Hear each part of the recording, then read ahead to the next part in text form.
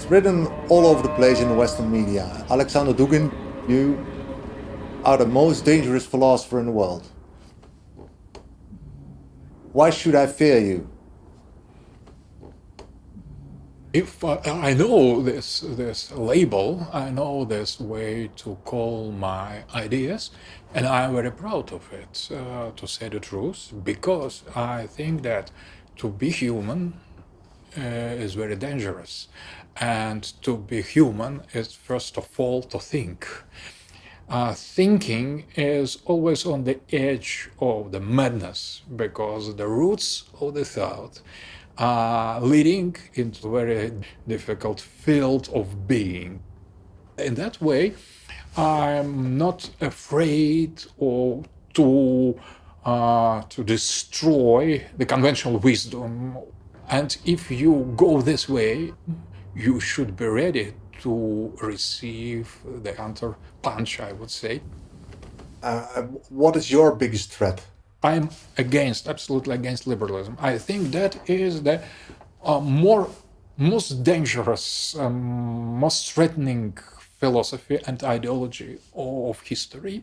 Liberals, they say, we should destroy any kind of collective identity in favor of individual. So individual should be affirmed, that everything else should be refused. What is the danger? We are totally alienated from ourselves. We are losing our identity. Some centuries ago, we have chosen the way of technology. So we try to submit ambience and nature to our will and to our reason. So we have lost the contact with our inner being. We are totally exteriorized.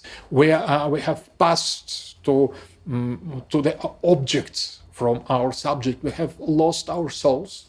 We have killed God, and after that, we are killing the man, exactly in the same way as we have killed God. We have lost spiritual interior dimension of the being.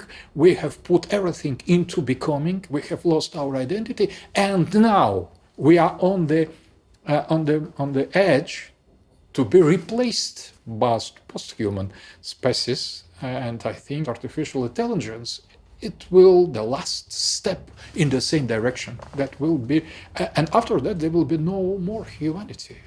Strong artificial identity is precisely a kind of simulacrum of human subjects, without this inner dimension that we're losing now.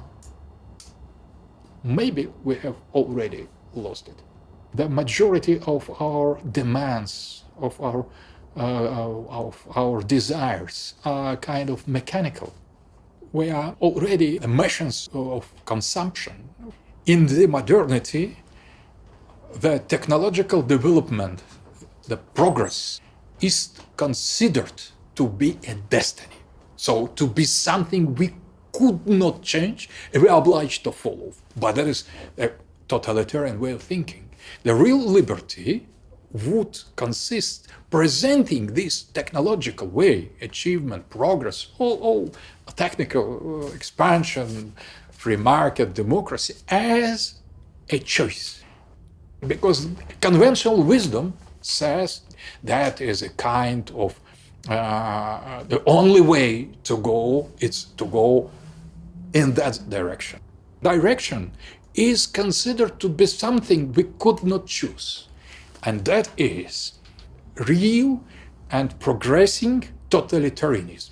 You are obliged to be or to become liberal, but you could not to be liberal.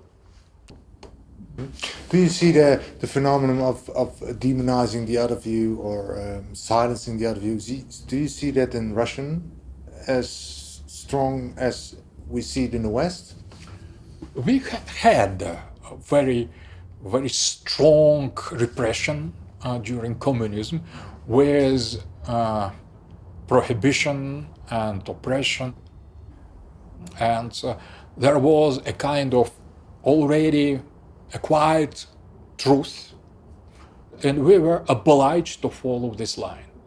But after the end of the communism, we had almost immediately the other kind of oppression, liberal one, and that is ideological pressure. And it was very similar to communist one, because we have seen how an educational system that is implemented this ideological certainties, conventions. Okay, communism, fascism, socialism isn't working. You say liberalism is not a good idea. What should be the idea to come together? Recognize the right to have the identity to the other. So when we should not deal with one other. There are so many others. We need peace between the peoples. We need to fight for the power of the people. And we should not be caught in the trap of this hatred. So blame Russian is very, very bad strategy. And that is a strategy to provoke the hatred, the war, and not dialogue. I don't think that the Russia is the center. Not at all. Russia is one of the cases, one of the poles of multipolar world, and we need to fight together, the peoples of Europe and America and Africa and Islamic world, against the elite of Europe, of America, of Africa, of Russia. Globalization is monologue of the West. It is not dialogue or polylogue. I think that we need to recognize the right to any society, any people, and only in this dialogue of all these carefully studied and with accepted as human dignity, purely humanistically accepted partners, we could arrive at something like globalization, or not globalization, but a kind of concert and symphony of humanity. Symphony, not only one note. And that is how we could win them.